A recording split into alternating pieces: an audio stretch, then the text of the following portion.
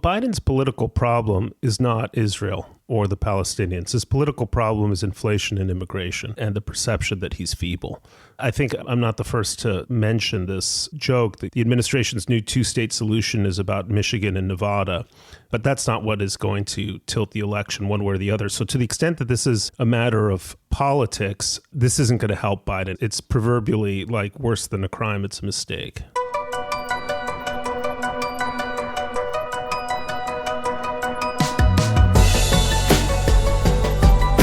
It is 6 p.m. on Thursday, March 28th, here in New York City. It is midnight in Israel, March 29th. Since October 7th, the United States has vetoed 3 resolutions put before the UN Security Council calling for a ceasefire in the October 7th war. But suddenly, this past Monday, in a jarring change of course, the U.S. abstained on a vote calling for a ceasefire at the UN Security Council, which for all practical purposes means the Biden administration chose to allow the 15-member Security Council to pass a similar resolution to the ones they had vetoed in the past by a vote of 14-0. The Biden administration knew it was greenlighting the passage of this resolution. And this resolution demanded a ceasefire in Gaza during the Muslim holy month of Ramadan, which ends April 9th. The resolution also demanded the release of all hostages taken captive the weekend of October 7th. But what makes this resolution different is it did not condition a ceasefire on release of the hostages, which had been one red line for the Biden administration when these previous resolutions had come up for a vote. Among the many other glaring problems with this resolution is that it made zero mention of how the war began, zero mention of Hamas, zero mention of the fact that Israel is fighting a defensive war against a terrorist organization which, oh, by the way, is not even a member of the UN. In short, the resolution does not properly lay blame on Hamas. Reading it, one would think the October 7th war just kind of happened. Both sides are to blame, and both sides should just end it. Israel should implement a ceasefire, and Hamas should return hostages, according to this resolution. But those two tracks, a ceasefire and a return of the hostages, are now, for the first time, on parallel tracks, according to the international community, not linked. Immediately after the vote, the UN Security Council General Secretary said, and I quote here, "The resolution must be implemented. Failure would be unforgivable." Does this resolution signal that pressure is now mounting on Israel at a whole other level? Is this an about-face in President Biden's overall strategy and support for Israel? Is it a momentum enhancer for Hamas, for Hezbollah, for Iran? Hamas did, in fact, issue a statement praising the resolution's passage. And what do other allies of the U.S., like Saudi Arabia, think of these developments? To help us unpack these questions with a specific focus on his reporting as to the thinking inside the Biden administration, we welcome back Bret Stephens of the New York Times. Bret is a Pulitzer Prize-winning columnist for the Times. He came to the New York Times after a long career with the Wall Street Journal, where he was most recently deputy editorial page editor and, for 11 years, a foreign affairs columnist. Before that, Bret was editor-in-chief of the Jerusalem Post when he was based in Israel. And prior to working in Israel, he was based in Brussels for the Wall Street Journal. Today, Bret is also the editor-in-chief of Sapir Journal, a link to which we will put in the show notes. It is a journal to which I'm a subscriber, and I highly recommend. Before we move to our conversation with Bret, I did want to say a word about Senator Joseph Lieberman, who suddenly and tragically passed away on Wednesday evening. Senator Lieberman was a role model, or at least should have been a role model, for anyone considering a career in politics or public policy or the public square. I had gotten to know him reasonably well over the years. He was a centrist Democrat in the best sense of that term.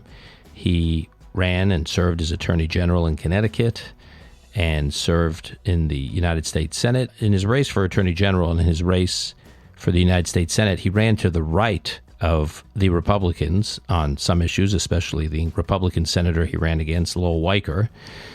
And I got to know him because of his work on foreign policy. He was an early supporter of the first Iraq War, began with Operation Desert Shield and then Operation Desert Storm, and demonstrated an ability to cross party lines and at that time work with President George H.W. Bush and his administration and helped pass a resolution authorizing the use of force, which was a very close vote in the Senate. And then he was a supporter of the George W. Bush administration's response to 9/11, including supporting the U.S. invasion in Iraq in the Second Iraq War, and then later on, when it was much more politically risky, supported the surge in Iraq, the surge strategy. I traveled with Senator Lieberman as part of a congressional delegation in 2012 to the Munich Security Conference. That was Senator Lieberman's last year in the Senate, and I remember him just watching him being celebrated by all these leaders of Europe and leaders of countries in the former Soviet Union who were attending the Munich Security Conference, and they saw Senator Lieberman as one of the last bipartisan figures who represented a centrist bipartisan consensus about the importance of America's role in the world. Senator Lieberman was also a champion for a robust American defense budget and the importance of America having a strong and well-resourced military, lest vacuums get filled by bad actors around the world when America does not look large and in charge. On other issues, domestic issues, some of which I agreed with Senator Lieberman, some of which I didn't, he was a leader on education reform and vouchers and took a lot of political risk in terms of pressure from constituencies in his own party. He was also just about the nicest, warmest, most Hamish person you could ever imagine in any walk of life. And he just took every person he interacted with, their arguments on a particular issue, even if he didn't agree with them, as though they were coming at those issues in good faith. And he would analyze them, examine them, debate them on the merits of the issues. And he really did depersonalize political debates. There will be more to say about Senator Lieberman later on with Bret Stephens and also in future conversations. But until then, may Senator Lieberman's memory be a blessing. And now on to our conversation with Bret Stephens. And I'm pleased to welcome back to this podcast a regular to the Call Me Back podcast, my friend Bret Stephens, who actually was on this podcast. You may not remember this, Bret. You came over to our apartment on October 8th. Yes. Well, no, I do remember it. But I remember it for all the wrong reasons.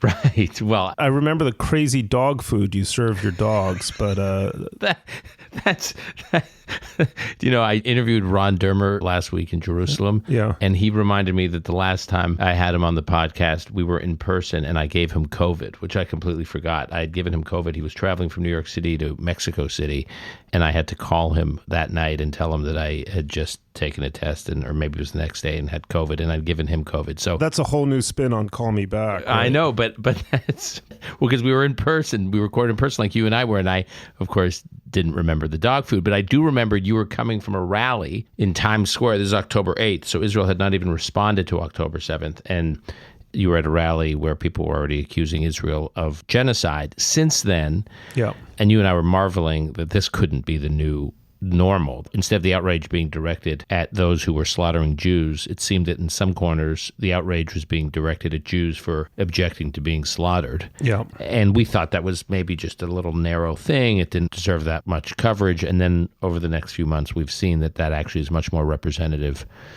of the debate than at least I had expected. But through it all, I have to say, as I've said many times in this podcast, I have been impressed with the Biden administration, and specifically with President Biden, who I thought, and especially in those early months, had a sense of moral clarity about the struggle that Israel was facing and the war that Israel was in, and the military assets deployed to the region, the military aid being supplied to Israel was extremely important for Israel in this war. And it seems now that potentially things are shifting in the sense that the administration seems to have kind of like a two-pronged strategy, where on the one hand, there's sustained military aid to Israel. I think they will sustain the military aid. I don't see any signs yet, despite some comments from different administration officials, that the administration would pull back on that. But now they're sort of masking the military aid with open political warfare against Israel. Yeah, well, against the prime minister, certainly. Maybe that's where we start, because they have this thesis that they can separate the prime minister from the country and that won't have implications for the country. And obviously, I'd been feeling this the last few weeks, or my impression that this is where they were heading directionally over the last few weeks, based on different statements coming out of the administration, the Chuck Schumer speech, obviously, but then there are things that Vice President Harris said, what President Biden said, that were increasingly alarming. And then after the administration had been consistently vetoing all these problematic UN Security Council resolutions over the last 6 months, they finally abstained on one. And that seemed like concrete evidence that things were changing. So I guess my first question is, before trying to read between the lines as to what the administration is actually up to, can you just explain what was significant about this UN Security Council resolution and why it was problematic that it wasn't vetoed? Well, it's significant because any ceasefire is helping Hamas.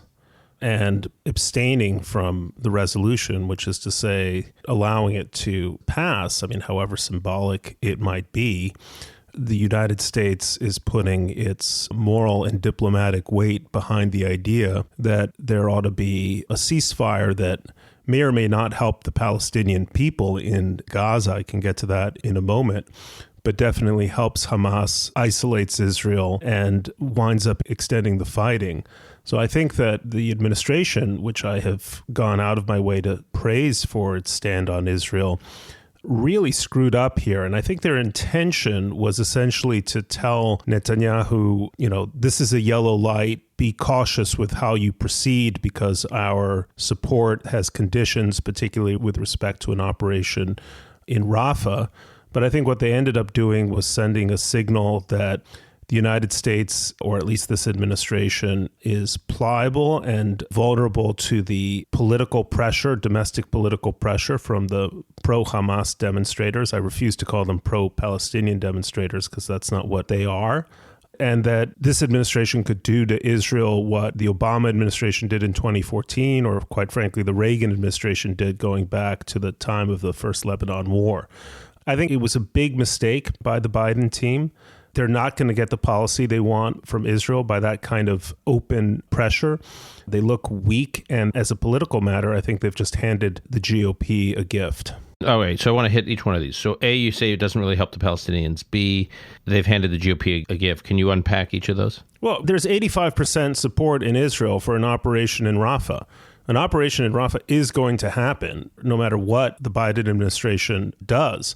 I mean, ultimately, this only ends up hurting the United States because we are repeating a pattern that Biden mistakenly pursued with Saudi Arabia, which is distance yourself from an ally. And then when you realize that that ally has other strategic options, kind of go back, hat in hand to try to patch up the relationship. So I think as a matter of like what's going to happen on the ground, what the administration did is not going to make any difference. If anything, it's probably going to help Benjamin Netanyahu out of some of his political problems because he looks like he's standing up squarely to the pressure of the big and not so reliable brother. So I think that's one point that is worth considering. Another is this, which is that just as there are Arab voters in places like Michigan who may not vote for President Biden on account of his support so far for Israel, there are plenty of Jewish voters who, if they won't vote for Trump in the fall, might just not vote at all out of disgust with Biden if he continues down that course. And I would suspect there are probably more Jewish voters in places like, mainline suburbs of Pennsylvania, of Philadelphia, that Biden desperately needs than there are Arab voters in, say, places like Dearborn. Yeah, I would add on that last point, I've been thinking a lot about this because you look at, say, Pennsylvania or Michigan. Michigan does have a large Jewish community in places like Oakland County, Michigan. Yeah, Bloomfield. Yeah, exactly.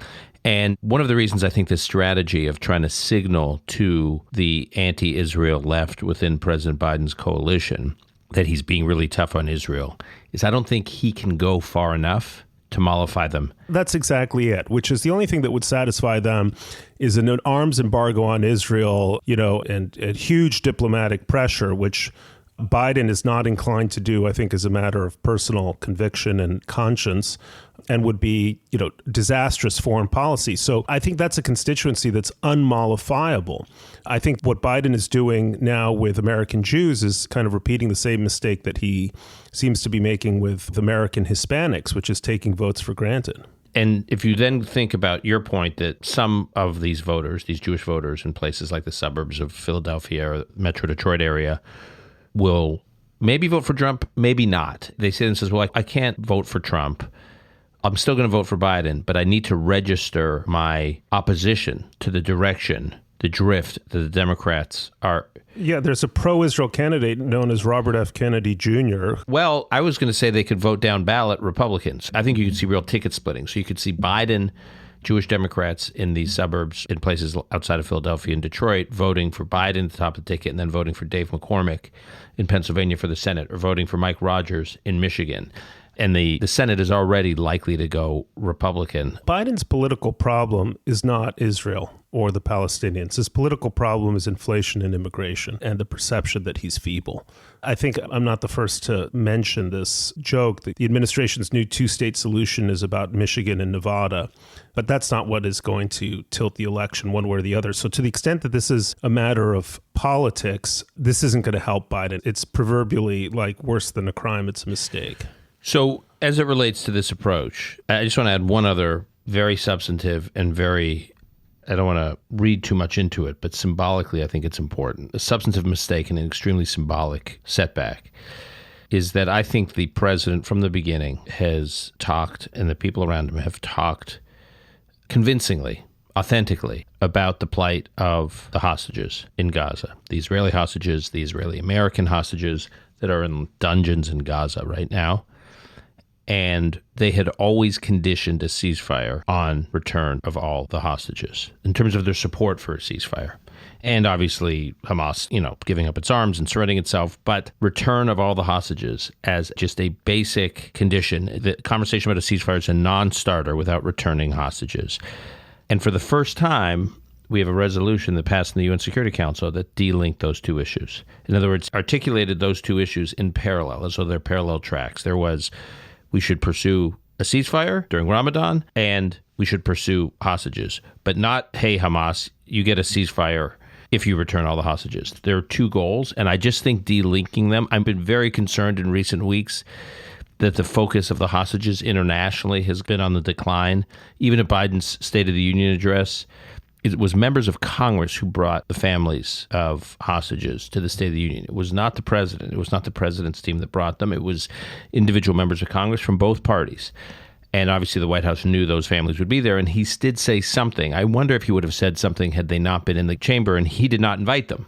And I just even sense it in the press coverage generally. There's just less and less focus on the hostages. Someone was pointing out to me some analysis of social media engagement from policymakers, where policymakers are and elected officials are engaging in social media as it relates to the war in Gaza. And it's decreasingly about the hostages. That social media engagement and attention about the plight of the hostages just gets less and less focus.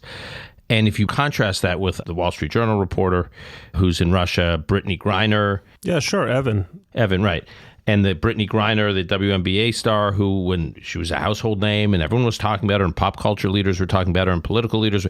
And here, 6 months in, we're drifting. And then, I don't know, this UN Security Council resolution that basically said, yeah, we should get the hostages back and there should be a ceasefire. But one is not necessarily dependent on the other. Yeah, the other thing that is neglected in too much of the media reportage about this is that the party that has actually most adamantly rejected a ceasefire is Hamas.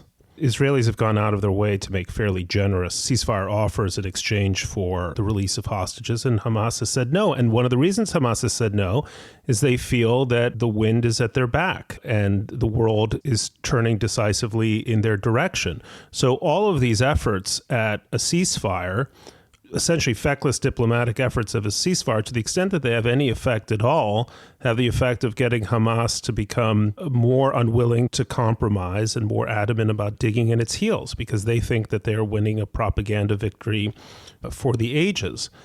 So again, it's not just feckless diplomacy in an election year. It is actively betting Hamas's war aims. for our listeners, Israel is a member of the United Nations. Hamas is not. Well, actually, Hamas has at least dozens of representatives, including several European governments. Yeah. You mentioned, Bret, that it's sending the wrong signals to Hamas, something like this UN Security Council resolution, and obviously just the messaging coming out of the administration recently. The administration has said immediately after, when Netanyahu canceled the trip of Ron Dermer and Hanegbi to Washington, now that trip's back on, and then the administration said, he's overreacting. They don't understand. Our policy hasn't changed. They went out of the way to say our policy hasn't changed. Just because we abstained on this UN Security Council resolution, our policy hasn't changed. That's a very nuanced take, as I tried to disentangle what they meant by their policy hasn't changed, for two reasons. One, they keep saying their policy is changing. I mean, they keep saying it may not be changing, but they keep saying there's a red line, there's going to be consequences, it sounds like directionally it's all towards a policy change. And then for the first time, you get the U.S. abstaining on a vote, which is effectively the U.S. saying we're green lighting this resolution. And even if you take them at their word that the policy hasn't changed, the way they're handling it sends very confusing signals, not only to Israel and Israelis, but it sends confusing signals to Hamas, as you said, because they say the wind is at their back. Look at this. Pressure's mounting on Israel. Even the U.S. is now complicit in the pressure mounting on Israel.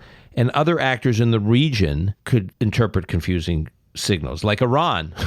Well, no, but also Saudi Arabia. Look, it is telling that Sadat became an American ally after the administration had backed Israel to the hilt in the 1973 war. He had evicted Soviet advisors before the 73 war, but he hadn't tilted towards the United States. But I think what Sadat saw after 73 was that the United States was a reliable ally. He knew that the Americans were on the side of Israel in 73, and they came through in a big way. And I think the lesson that Sadat drew from that is the Americans are reliable. That's until at least the Obama administration foolishly got behind, the so-called Arab Spring in 2011. The perception in Egypt was, at the end of the day, the Americans will stand by us. If you're Mohammed bin Salman and you're looking at the Biden administration sort of quaver in the face of these obnoxious and pathetic domestic protests in the United States and changing at least or beginning to change its diplomatic policy, you're going to come to the conclusion that America's never going to be a reliable ally, that they don't understand just how stringent the exigencies are of Middle Eastern politics, particularly when you're dealing with terrorist adversaries. So, be wary of being friends with the United States. That's essentially the message that's being sent. So it's not simply problematic in terms of America's relationship with Israel. It's going to be problematic in terms of our relations throughout the region. Yeah, so there was a Saudi journalist, I mentioned this on a podcast episode recently, a Saudi journalist who had observed that from the perspective of the monarchy in Riyadh, it's not just the sense that the U.S. can throw an ally under the bus, it's the whiplash. In other words, it goes from a few months of we stand by Israel, we have Israel's back, we'll defend Israel to the hilt, Israel must win this war, Israel must wipe out Hamas. It was just all about standing with Israel and the Israeli people. Even if the leader of Israel, Netanyahu, is distasteful in the eyes of some in the administration, they were still willing to stand by Israel. And then, seemingly out of nowhere, what actually changed, right? So the U.S. said, the U.S. government policy from October 7th was, Israel's got to wipe out Hamas. We will help Israel wipe out Hamas by supplying munitions and other capabilities. We will deploy military assets in the region to put a check on potentially others trying to pile into this war. And total victory. Israel must achieve a decisive victory over Hamas, and Israel's pursuing that, eliminating the military infrastructure of Gaza, eliminating or capturing the Hamas fighters, killing or capturing Hamas leaders. The administration backed them. In fact, things have been getting better on the ground, in a sense. Yes, there's these challenges of delivering the humanitarian assistance, but the military campaign is advancing just as they get close to Rafah. And it's at that point that the Biden administration decides to get into this very public fight with Netanyahu. And if you're MBS, to your point, you're looking at this and you're like, so 1 minute they have your back, 1 minute they hug you, and then boom. Well, that's the thing. And I think the conclusion that any country thinking about whether to be an ally, say, to a China or to the United States, alliances with China also come with big downsides like shoddy construction projects and huge debts. But, one of the challenges of being an ally of the United States is that that in your moment of need, eventually the United States loses its interest and it loses its nerve.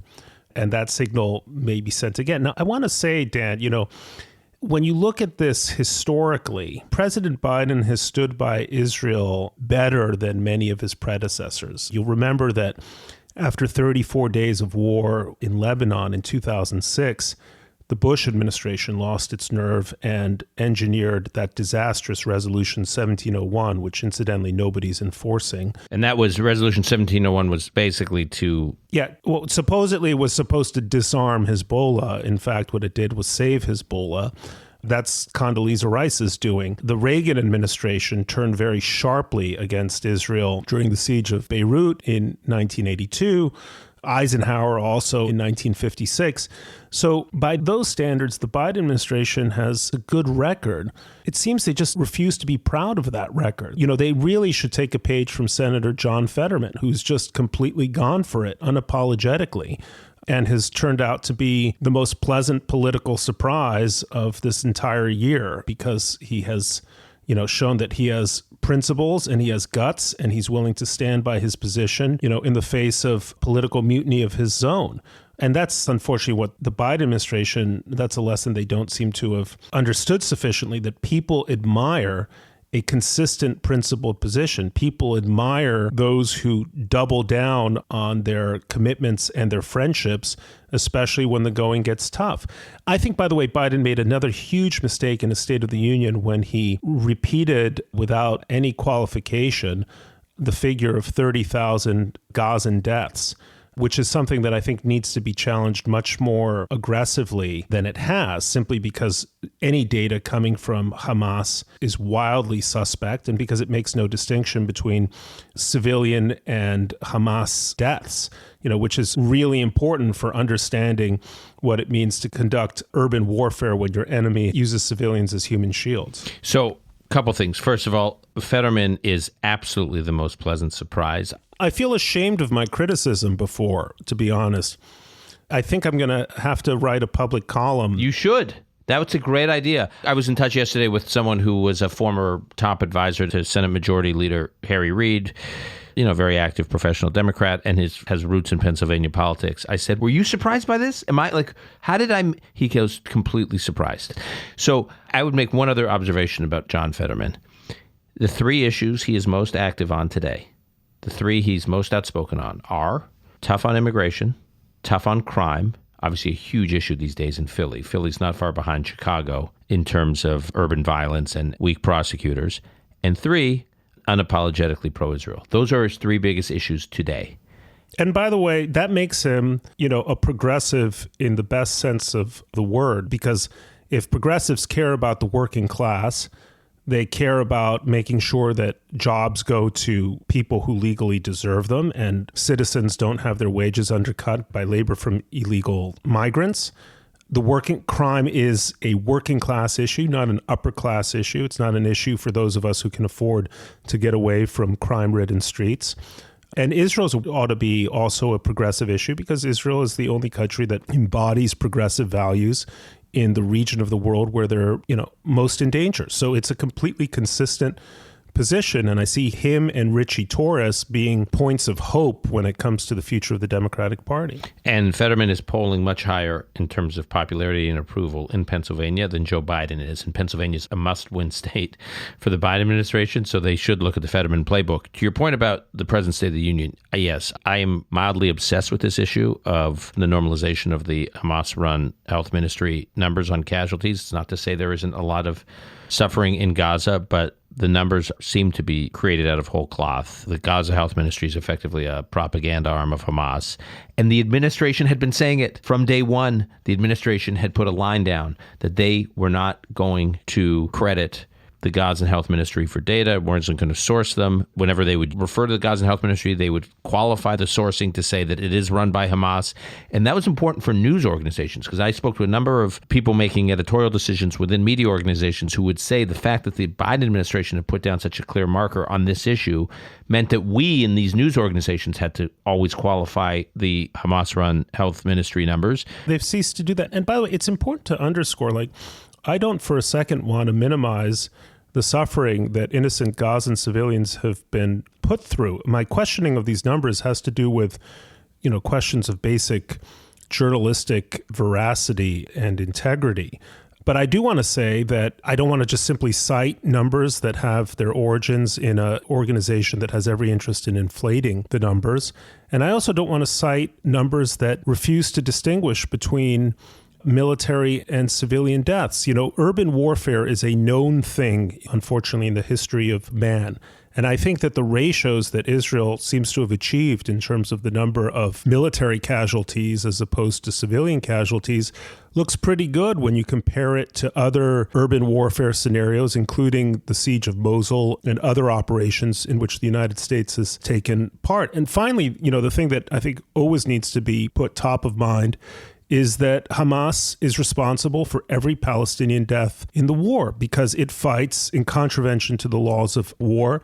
It fights between, beneath, and behind its own civilian population. I mean, take note that when Russian missiles strike Kyiv or other Ukrainian cities, the Ukrainians send their civilians into the tunnels, into the metros to protect them.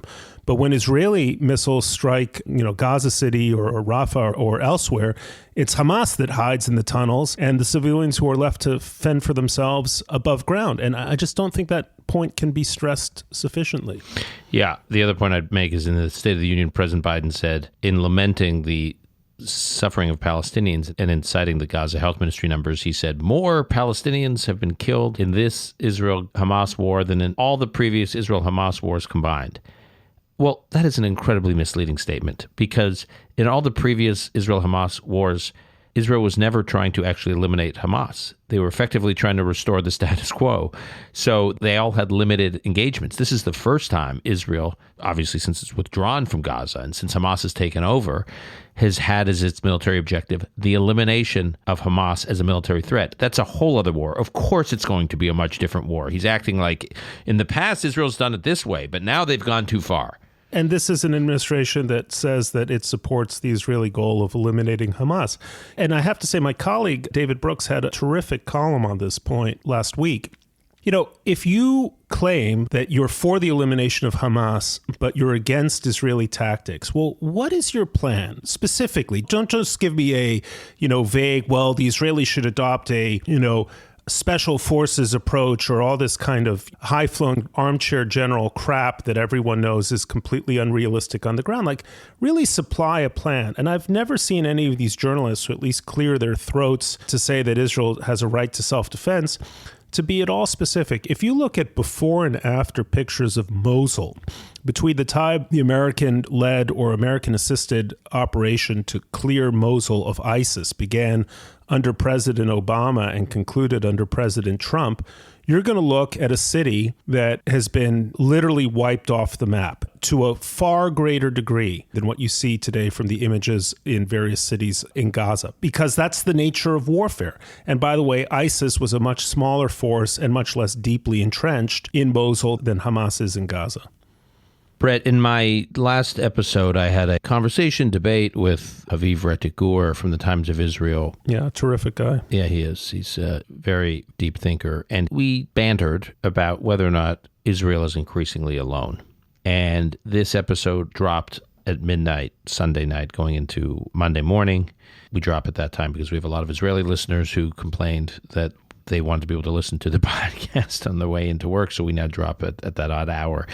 But I did not believe Israel was alone. I think Israel's under a lot of pressure, but at the end of the day, of the 450 approximate multinationals that have set up shop in Israel, despite the fact that many of these companies have very woke employees, particularly some in the Bay Area and elsewhere, not a single one of these companies has shut down operations in Israel since October 7th. That is the case because it is in their interest to be in Israel and hiring Israelis and working with Israelis, and that if they were to pull out, they would give an advantage to their competitors, these companies. The Emiratis just sent back their ambassador to Tel Aviv.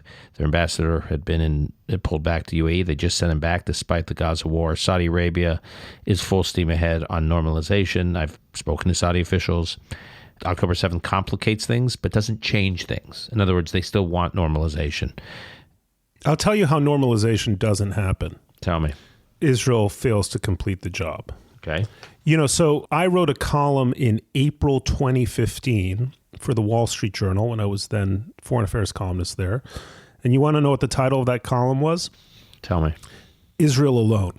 Oh. And I should really sue The Economist for plagiarism. So I point to that column. That was during a crisis of relations between Israel and the Obama administration. So that was at the peak of the JCPOA, the Iran deal, right? Exactly. Yeah. So I actually point to that column not to sort of suggest my prescience, but in fact to suggest that I was wrong. These crises of relations between Israeli governments and American administrations have happened all the time. You can go back to even the Truman administration, but definitely Eisenhower or the Ford administration or the Reagan administration, or at least periods under both Clinton and Obama. These things happen. Okay. Number two, the point of Israel being alone. I mean, if you're going to say, well, in terms of global popularity, Israel has always been alone. Israel was unpopular before 1967, before any of the, so-called occupation, except it had some popular roots on the left, which is why the left seems to think that Israel once had public, broad public support, but it didn't. It just had opposition in different corners. Israel will only be alone not when it loses a global popularity contest, because that contest was lost long ago. Israel will be alone when it loses the respect of its adversaries or of other countries. So the most important thing that Israel can do is demonstrate that almost Israel alone among Western nations is prepared to confront the challenge of Islamist terror, is prepared to defend its citizens at all costs, is resourceful and strong-willed and morally clear-sighted against its critics on the left.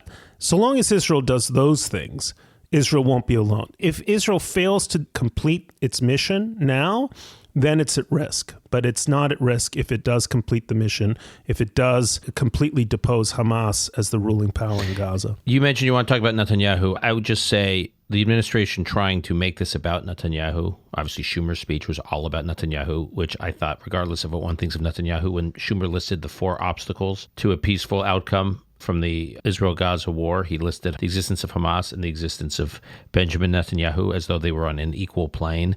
I thought that was offensive, but I think it's also problematic because the administration clearly wants to personalize this to Netanyahu. And as much as Netanyahu is unpopular in Israel today and in Israeli politics, it's not clear to me that his actual policies on the war are unpopular. I was just in Israel a week ago, broad consensus. I was struck right to left. Everyone I spoke to, I mean, really, all the way to the hard left. Everyone hates Bibi and everyone agrees with his policies. You're right. Everyone hates Bibi and everyone wants to go into Rafah. Yeah. They think they have to go into Rafah because they can't win the war without going into Rafah. And when Benny Gantz was in Washington and London 3 weeks ago, he said to them, telling us to not go into Rafah is to ask a fire department, when it goes to a house burning down, it's to only put out 80% of the fire and leave 20% intact and hope that you won't come back. In other words, Gantz and Bibi, where there is no love lost between those two men, was defending the policy. Yeah, I mean, look, a few thoughts. First of all, attempts to personalize differences with Bibi have done nothing but help his political fortunes. The first thing that happened when Schumer gave his speech is Naftali Bennett, who feels zero love for Bibi, I mean, they're real rivals, stood up in defense of his country's prime minister, because that's what you do when foreign politicians, try to meddle in your democratic processes. Now, I actually think what Schumer was trying to do has absolutely nothing to do with Israel and has everything to do with the Democratic caucus in the United States Senate. What he wanted to say was, okay, the middle ground political position is we stand by Israel, but we're against that son of a bitch, Bibi Netanyahu. And if that's what he was ultimately after, then fine. I mean, his speech makes absolutely no difference in terms of domestic Israeli politics, but it might make some difference in terms of American politics and, in fact, in terms of Schumer's own position atop his Senate caucus. But I think the administration makes a big mistake when it effectively gets behind Schumer's speech. It makes a mistake because it helps Bibi and because it, again, sends yet another signal that we're really not altogether behind Israel's cause at all. As we discussed earlier in this program, I think that's just foolish. Yeah, I do think when Senate majorities become Senate minorities, and Schumer's not dumb, he can do math. He knows that Democrats are defending many more seats than Republicans are. And there's at best a weak top of the ticket for the Democrats, and he could easily go to the minority, and that's when caucuses tend to rethink their leadership and whether or not they have the right leaders in place. And so I think you're exactly right. He's trying to manage caucus politics. Before we go to final questions, one is, where do you think relations go between the U.S. and Israel from here in the near term? I don't want to forecast out, because to your point, these things change throughout the long history of the U.S.-Israel relationship. But the near to medium term, where does the U.S.-Israel relationship go? Look, they have to come to some sort of face-saving agreement that essentially provides a wider humanitarian corridors for Palestinian civilians in exchange, which is, as it should be. We don't want to see Palestinians, civilians, non-combatants starve or suffer, in exchange for a green light for an operation in Rafah to bring the war to an end. And I don't think that kind of agreement would be all that difficult. I mean, one of the things Bibi could do is just actually create a temporary zone in Israel itself to say, Palestinians who are willing to go through metal detector tests can come in for a 60-day period while we conduct the operation in Rafah. And, we're going to make sure they're unarmed. And once they come through, they get, medical treatment and food and air-conditioned tents and, whatever else is needed. That strikes me as a good compromise.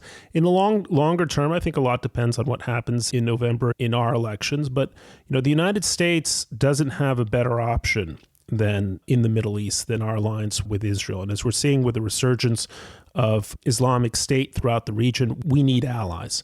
And we don't have a better one than we do in Jerusalem. Before we wrap, Bret, in the last 24 hours, Senator Joseph Lieberman passed away. I had known him for a long time. I know you did too. I think you were in touch with him from time to time as you were writing about U.S. foreign policy.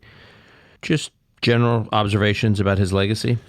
John Podhoretz had a gorgeous remembrance for Joe in commentary, really, a first-rate piece of writing and eulogizing. Lieberman was a gentleman. Lieberman was a guy who understood that there was something larger than the partisan interest. He was a guy who was willing to stand on his moral convictions, whether they were personal and political. And he was a man who did so much to give the Jewish people a good name in the United States and abroad. I think he was a major political figure who, proved that thoughtful politicians could both win their elections while working across the aisle in the service of great causes and convictions. And he was that. He embodied that thoroughly. He was also just an extremely gracious, decent, lovely, funny, self-deprecating man. I once ran into him at a security line at LaGuardia Airport in the old LaGuardia, that crummy old Terminal B there. And there he was. And I said, Senator Lieberman, how are you doing? He said, fine, I'm going to give a speech. I think it was in Cleveland somewhere. He said, the grandchildren, tuition, duty calls. He went from the heights of power to being a loving grandfather who was willing to, just be an ordinary citizen trying to make ends meet for the sake of his family. And my thoughts are with Hadassah and his children and grandchildren in the coming days. May his memory be for a blessing. All right, Bret, we will leave it there. Thank you, as always, and I hope to see you soon. Same here. All the best.